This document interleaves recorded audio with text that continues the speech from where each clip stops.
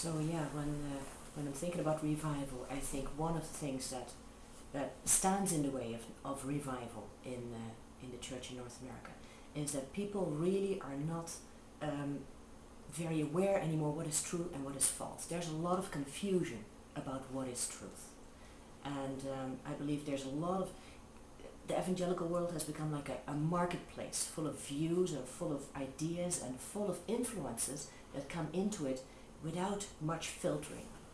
And this is also, I guess, because the views do not come only through the leaders anymore. There's a lot on the internet and these kind of things also.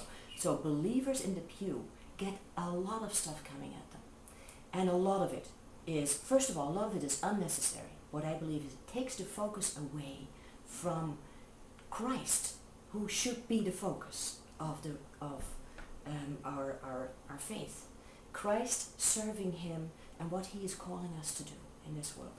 So first of all, it's all kinds of distraction and a lot of stuff that is coming in that's unnecessary. But what I think is a lot worse is that there's a subgroup of those beliefs and ideas that are truly false and that are truly hostile to the gospel of Christ.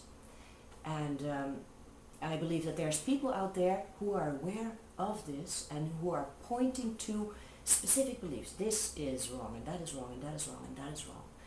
But what at this point is missing is a truly pointing to the root of these beliefs, where they all come from. And we need to realize that all these deceptions come from one source, namely the enemy, the one that Jesus called the father of lies. Just like Christ is the source of truth, Christ is the truth. In the same way, these deceptions come from one source, the enemy.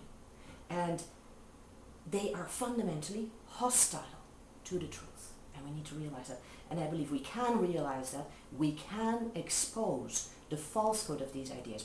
They all bear a certain stamp because they come from that specific source, all of them. And God's word will guide us exactly in how to expose these kind of falsehoods, these deceptions, and even sound reasoning will help us to expose it as a backup.